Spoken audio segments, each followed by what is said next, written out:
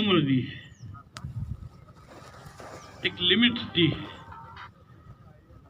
اور اس کا سب لکھا گیا ہے کہ کون کتنے سال جیے گا اور کیا کرے گا۔ اللہ تعالیٰ نے ان کے لیے اتنی عمر لکھی تھی کہ آج وہ 70-71 سال کی عمر پوری کر اور ایسا بڑا کام کر چلے گئے کہ جس کو آنے والی دنیا کبھی فراموش نہیں کرے گی۔ موت تو سب کو آنا ہے، لیکن موت جس کی آوے اس کے پیچھے اس کے کاموں کو بولنے والے، اس کے کاموں کی قدر کرنے والے، وہی اس کے تعلق سے اس کے دل میں محبت آئے گی، اس کے لیے ایصال ثواب کریں گے، اس کے لیے دعائیں مغفرت کریں گے۔ آج یہ تو لاک ڈاؤن کا زمانہ ہے، جس کی وجہ سے پہلے سے خبریں آ رہی تھی، بھائی فیصل کا بھی بیان آ گیا کہ بھئی لاک ڈاؤن کے اندر میں ہر چیز کا خیال رکھا جاوے، یعنی اسی طرح اشارہ تھا کہ بھئی زیادہ سے زیادہ لوگ کم آئیں، لوگ اس طریقے سے آئیں کہ جس سے ہم کسی تکلیف کے شکار نہ بن سکے۔ اس کے باوجود الحمدللہ آپ حضرات نے بڑی زحمت فرما کر ان کے جنازے کی نماز کے لیے شرکت کی۔ اللہ تعالیٰ آپ کو اور ہم کو سب کو جزائے خیر نصیب فرمائے۔ قرآن کریم اللہ کی مقدس کتاب ہے، اور اس کتاب کی اللہ تعالیٰ نے تعلیم کے لیے ہمیں حکم فرمایا۔ سرکار دو عالم صلی اللہ علیہ وسلم کا فرمان ہے، خیرکم من تعلم القرآن وعلمہ، تم میں بہتر ہے وہ جو قرآن کو سیکھے اور قرآن کو سکھائے۔ احمد پٹیل صاحب بھی پیرامن مکتب کے ایک شاگرد رہے ہیں، اور یہاں انہوں نے قرآن پڑھا، اور اس قرآن کے ساتھ ان کو شغف زندگی کے آخر لمحے تک رہا۔ کئی برسوں سے میرے پر ان کا حکم تھا کہ ہر سال تیرے یہاں سے رمضان میں مجھے قرآن سنانے کے لیے بہترین قاری تیرے کو بھیجنا ہے۔ تو الحمدللہ ہر سال میں اور ہمارے مرحوم وہ بھی نہیں رہے مولانا عبداللہ جانجی صاحب، ہم دونوں مشورہ کر ان کے لیے رمضان میں تراویح کے لیے انتظام کرتے تھے، اور میرے لیے ضروری تھا کہ میں ان کے ختم قرآن کی مجلس میں شرکت کرتا۔ تو ان کا قرآن کے ساتھ ایک شغف تھا، اپنے سارے کاموں کو چھوڑ کر پہلے ان کو قرآن کی تلاوت کا معمول، اور یہ بات تھی ان کو ان کی والدہ کی طرف سے۔ یہ مجھے بات اصل یہ کرنی ہے کہ ماں باپ کی تربیت وہ اولاد کے لیے موت تک چلتی ہے۔ ہم نے ان کی والد مرحومہ کو بھی دیکھا، آپ لوگ تو یہاں کے قریب رہنے والے ہیں، میرا تو ان سے ہماری اہلیہ کی طرف سے رشتہ داری ہے، جس کی وجہ سے میرا آنا جانا ہوتا تھا۔ ان کی مرحوم احمد پٹیل صاحب کی والدہ بہت نیک خاتون تھی، اور وہ اپنی زندگی کے مشغلوں میں سے قرآن کی تلاوت تھی۔ تو ایک سبق آج ہمیں یہ بھی لینا ہے کہ ہم بھی اپنی اولاد کو قرآن کے ساتھ وابستہ کریں۔ آپ کی اللہ کا شکر ہے کہ ہمارے ان دیہاتوں میں مکاتب قرآنیہ کا بہترین نظام ہے، اور الحمدللہ مقامی لوگ ان مدرسوں میں اپنے بچوں کو بھیجتے بھی ہیں، اور یہ چیز آپ کو ہندوستان کے دوسرے صوبوں میں نہیں ملے گی۔ آپ چلے جائیے آندھرا پردیش میں، آپ چلے جائیے چھتیس گڑھ میں، آپ چلے جائیے اور آگے دوسرے صوبوں میں، کرناٹک کے اندر میں چلے جائیے، آپ کو کہیں یہ نظام نہیں ملے گا جو ہمارے دوآبا علاقے میں مکاتب کا نظام ہے۔ یہ مکاتب قرآنیہ ہمارے لیے ریڑھ کی ہڈی ہے۔ مکاتب کی تعلیم کے بعد اسکولی نظام ہے۔ میں ابھی ہمارے یہاں کے ایک شکشک سے بات کر رہا تھا کہ میں چاہتا ہوں کہ ہمارے علاقے کے اندر میں بھی کوئی ایک اچھا میڈیکل کالج ہو، لیکن مسئلہ یہ ہے کہ ہمارے مسلمان بچے سائنس سے بھاگتے ہیں۔ احمد پٹیل صاحب سے ہماری کئی مرتبہ بات چیت ہوئی۔ جامعہ آپ کو تو پتہ ہے کہ الحمدللہ جامعہ عقل کوہ نے MBBS میڈیکل کالج قائم کیا، اور اس میں سب سے بڑا تعاون ہر اعتبار سے احمد پٹیل صاحب کا رہا، جو ان کے لیے صدقہ جاریہ ہے۔ احمد پٹیل صاحب کی زبان سے کام ہوتا تھا۔ ہمارے یہاں کی بات ہے کہ اسٹیٹ گورنمنٹ کی परमिशन का लेना कोई आसान काम नहीं था। NOC स्टेट गवर्नमेंट की तरफ से। मैं गया पटेल साहब के पास, मुझे कहा कि क्या, मैंने कहा अभी तो महाराष्ट्र गवर्नमेंट का ACC लेटर, क्या बोले, NOC अभी तक आया नहीं है। तो उन्होंने फौरन फोन उठाया CM के नाम, कहा कि मौलाना मस्तानवी के MBBS कॉलेज पे क्या हुआ? तो कहा कि हो गया। अरे क्या हो गया? मौलाना मेरे पास बैठे हैं, अरे आप उनको भेज दीजिए। मुझे कहा मौलाना सीधे चले जाओ बम्बई। ये एक फोन पर उसने हमें महाराष्ट्र गवर्नमेंट का NOC दे दी कि आप अपने यहाँ मेडिकल कॉलेज आप खोल सकते हैं। अब वो तो करने वाले चले गए। अब जिंदगी भर जितने डॉक्टर बनेंगे सब अहमद पटेल के खाते में जाएगा, है भाई?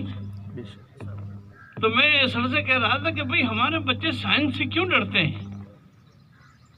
साइंस के बगैर तो कोई आदमी न मेडिकल में जा सकता है, न इंजीनियरिंग में जा सकता है, न फार्मेसी में जा सकता है। तो मुझे मुनासिब लगा कि मैं आज आपको ये भी बताऊं कि अहमद पटेल की जो सोच और फिक्र थी कि हमारा समाज तालीम से जुड़े, हमारा समाज तिजारत के साथ जुड़े, हमारा नौजवान कारोबार के साथ जुड़े, हमारा नौजवान बेकारी से बचे, हमारा नौजवान माँ बाप का फरमाबरदार बने। देखिए, उन्होंने अपनी ज़िंदगी में वसीयत की थी कि मैं तो मेरे माँ बाप के साथ ही जाऊँगा, मेरी कब्र उनके साथ बनेगी। कोई हालात नहीं थी, लेकिन उनकी तमन्ना थी, और कैसी बड़ी तमन्ना कि मेरे माँ बाप के साथ ही मैं रहूँ। ये भी हमारे लिए सबक है। बाकी उनके लिए इज्जत तो वहाँ थी कि दिल्ली के बड़े कब्रिस्तान के अंदर वो दफन होते हैं, वहाँ हजारों पूरा दिल्ली उनके उमट पड़ता उनके ऊपर। लेकिन कोशिश की गई, अल्लाह ने कोशिश कामयाब की, और आज उनका जनाजा हमारे दरमियान आ रहा है और हम अभी उनके लिए जनाजे की नमाज पढ़ेंगे। तो मेरे भाइयों, दोस्तों, बुजुर्गों, मुझे तो आपको और मुझे अपनी ज़ात को भी एक ही बात करनी है कि हमें अपनी औलाद की तरबियत करनी पड़ेगी। अहमद पटेल उनके माँ बाप की तरबियत का समरा है, ये आपके सामने है। अपनी माँ बाप की तरबियत कि उन्होंने ज़िंदगी के आखिरी लम्हे तक कुरान शरीफ को नहीं छोड़ा। आप उनके घर वालों से भी पूछ सकते हैं कि उनके मामूलात में क्या चीज़ थी। अहमद पटेल कि जिनके पास एक मिनट की फुर्सत नहीं, लेकिन नमाज छोड़ना नहीं, तिलावत छोड़ना नहीं, और जो अपने मामूलात है उसको करना। इसके बाद दुनिया भर के काम करो।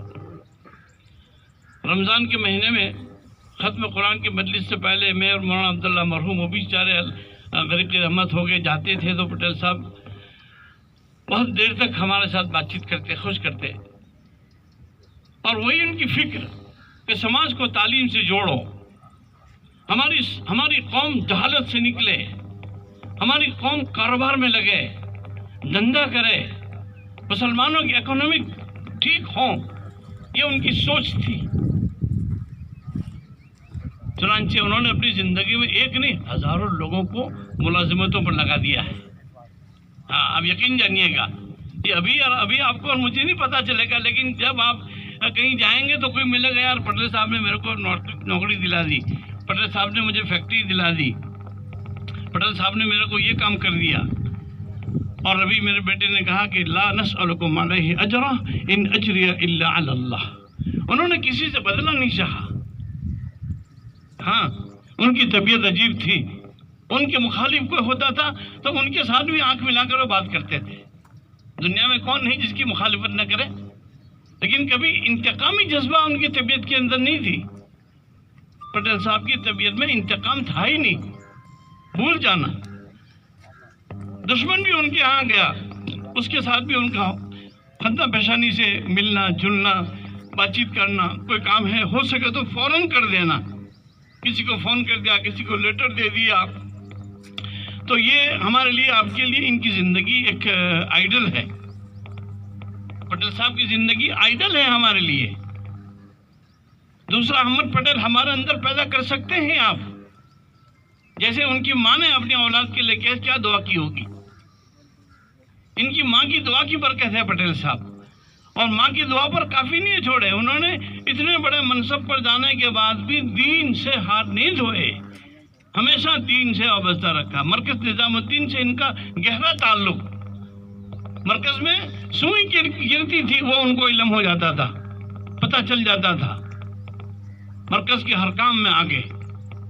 हजरत जी रहमतुल्लाह अलैह का काफिला, उनको कहीं जाना है पड़ोस में, वीज़ा उनको पासपोर्ट दे दिया, फौरन सिक्का लग गए।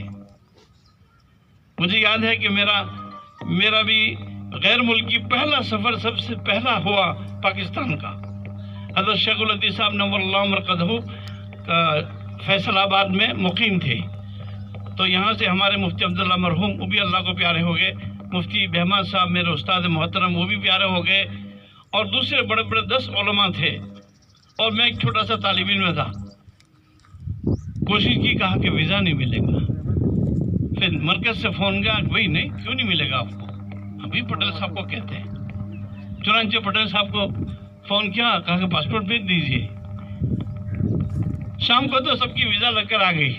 ऐसे तो कितने किस्से होंगे पटेल साहब की जिंदगी पर, आप लिखना चाहे तो आप लिखते ही रहिए। चुनांचे हम लोग पड़ोस में गए, ये उनकी बरकत थी। मेरा दुनिया का पहला सफ़र पड़ोस का हुआ, हज़रत शेखुल हदीस साहब रहमतुल्लाह अलैह की खानकाह में। तो मेरे भाइयों, दोस्तों, बुजुर्गों, आप हजरात काफ़ी वक्त से उनके जनाजे के इंतज़ार में खड़े हैं। हमारे यहाँ ऐसा कोई जनाजा होता है तो जल्दी फारिग हो जाते हैं, लेकिन ये जितने बड़े आदमी हैं उनके साथ इतने बड़े लवाजिम हैं, दूर दराज से उनके लोग आए हुए हैं, तो इंशाअल्लाह बहुत जल्दी वो आ जाएंगे। फिर वही बात मैं कहूँगा कि अपने मकातिब को मजबूत करो, अपने गांव की स्कूलों को मुनज़्ज़म करो, और हमारा बच्चा सिर्फ 7वीं तक नहीं, 10वीं तक नहीं, 12 साइंस तक हमारा बच्चा जाना चाहिए। मैंने अभी उन साहब से कहा कि भाई मैं तो चाहता हूँ कि गुजरात में भी मेडिकल कॉलेज हो जाए, लेकिन मुझे फिक्र ये है कि मैं कॉलेज करूँगा लेकिन हमारे बच्चे नहीं मिलेंगे, हमारे बच्चे ही नहीं मिलेंगे। तो इसलिए ये फिक्र दिलाई जा रही है। मैंने उनसे भी कहा कि आप देहात जैसे जमात के साथ ही तबलीग में मेहनत कर दें, ऐसे ही आप मास्टरों की जमात निकालो कि उम्मत तालीम के साथ अपने आप को जोड़े। जब ये उम्मत तालीम के साथ जोड़ेगी तो अल्लाह खुद ब खुद अहवाल ठीक कर देंगे। कोरोना की इस मुसीबत के अंदर में जो हालात आए आप सब जानते हैं, कोई तफसील में जाने की ज़रूरत नहीं है।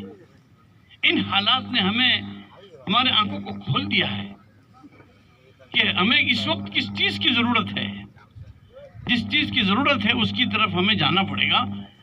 और औलाद अल्लाह की बहुत बड़ी नेमत है, और अल्हम्दुलिल्लाह हमारे बच्चे ज़हीन होते हैं, ब्रेन होते हैं, इसमें कोई शक नहीं है। लेकिन माँ बाप की सोच उनको पढ़ाने के ताल्लुक से लगनी चाहिए। बहरहाल ये 2-4 बातें न चाहते हुए भी मैंने कह दी। अल्लाह ताला मुझे और आपको अमल की तौफीक अता फरमाए।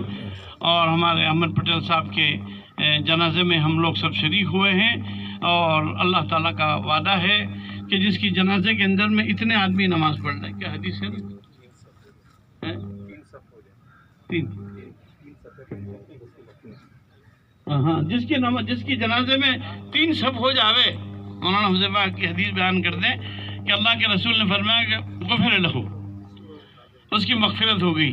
तो अल्हम्दुलिल्लाह यहाँ तो 3 कई सब बन रही है, और यहाँ से जाने के बाद भी उनके लिए हमारा पर हक़ है कि हम उनके लिए इसाले सवाब करें और हम उनके लिए दुआए मग़फ़िरत करें। अल्लाह मुझे भी और आपको भी अमल की तौफ़ीक़ अता फरमाए। अम्मा तौफ़ीक़।